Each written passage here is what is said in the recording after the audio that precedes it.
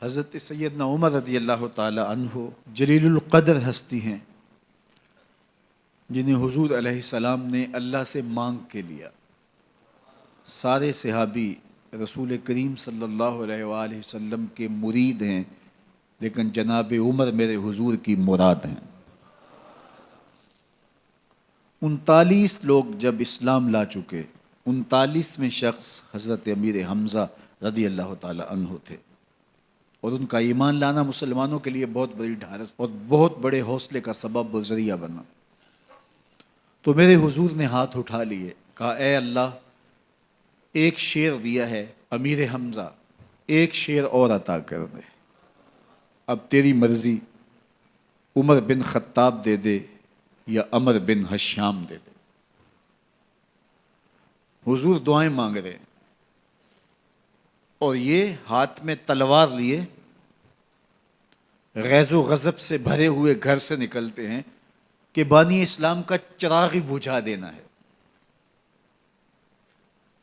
راستے میں ایک صاحب ملے اور کہا کہ عمر، تیور کوئی اچھے نہیں لگتے، خیر تو ہے، کدھر جا رہے ہو؟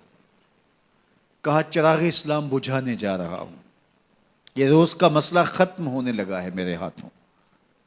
مسکرا کے بولے گھر کی خبر تو لو۔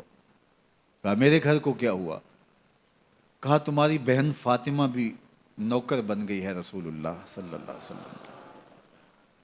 غصے سے بھرے ہوئے اپنی بہن کے گھر کا رخ کرتے ہیں، اندر سے قرآن پڑھنے کی آواز آ رہی ہے، غصہ اور بڑھ جاتا ہے، دروازے کو زور زور سے کھٹکھٹاتے ہیں۔ اہل خانہ سمجھ گئے ماجرا کیا ہے، گرجدار آواز ہے جناب عمر کی، دروازہ کھولو۔ جلدی سے معلم کو چھپا دیا اور بہن آگے بڑھ کے دروازہ کھولا۔ کہا تم سابی ہو گئے ہو، دین چھوڑ دیا تم نے، بتوں کی وفا ترک کر دی، اور بے تحاشا مارنا شروع کیا۔ بہن کا سر پھٹ جاتا ہے، خون بہنے لگتا ہے، اور یہ مارتے چلے جاتے ہیں۔ فاطمہ بنت خطاب بولی عمر، تم خطاب کے بیٹے ہو، سنو میں بھی خطاب کی بیٹی ہوں، جو ظلم جو جبر کرنا ہے کرو، میں محمد عربی کا دامن نہیں چھوڑوں گی۔ سوچنے پہ مجبور ہو جاتے ہیں وہ کون سی طاقت ہے جس نے بجلیاں بھر دی اس کے اندر۔ کہا جو تم پڑھ رہے تھے مجھے بھی سنا سکتے ہو؟ کہا تمہیں غسل کرنا ہوگا۔ عمر اپنے بدن کو دھو رہے ہیں، میرا رب دل دھو رہا ہے۔ اتنے میں معلم بھی قرآن لے کر آ جاتے ہیں، اور قرآن کی تلاوت ہونے لگتی ہے۔ طٰہٰ ما انزلنا علیک القرآن لتشقیٰ، 14ویں رات کے محبوب چاند، ہم نے قرآن اس لیے نازل تو نہیں کیا تھا کہ تم مشقت میں پڑ جاؤ۔ بے تاب ہو گئے، کہا عمر کی عمر برباد ہو گئی، مجھے لے چلو حضور کی چوکھٹ پہ۔ تلوار حمائل کی ہے، بہنوئی ساتھ ہیں، اور حضور کی بارگاہ میں حاضر ہو رہے ہیں۔ دروازے کے سوراخوں سے دیکھا تو صحابہ تشویش کا اظہار کرنے لگے کہ عمر آ رہا ہے، تلوار حمائل کی ہے، ارادے اچھے نہیں لگتے۔ جناب امیر حمزہ نے کہا دروازہ کھول دو، اچھی نیت سے آیا تو استقبال کریں گے، نیت اچھی نہیں ہے تو اس کی تلوار سے اس کی گردن کاٹ دیں گے۔ حضور کے سامنے جا کے بیٹھ گئے، گلے میں کپڑا ڈالا تو حضور نے پکڑ کے کہا عمر، ابھی وقت نہیں آیا کہ تم اسلام لے آؤ؟ یہی وقت تھا عمر کے اسلام لانے کا، لبوں پہ کلمہ جاری ہو گیا۔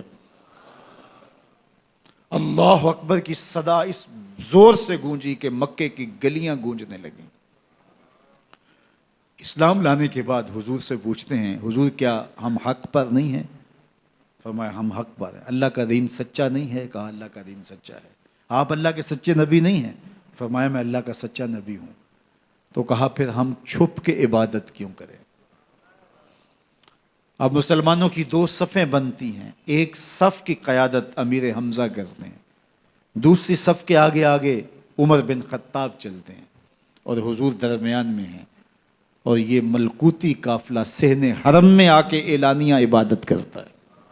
حضرت عبداللہ ابن مسعود رضی اللہ تعالیٰ عنہ فرماتے ہیں عمر کا اسلام لانا اسلام کے لیے عزت کا سبب بنا، اسلام کے وقار کی علامت بن گیا۔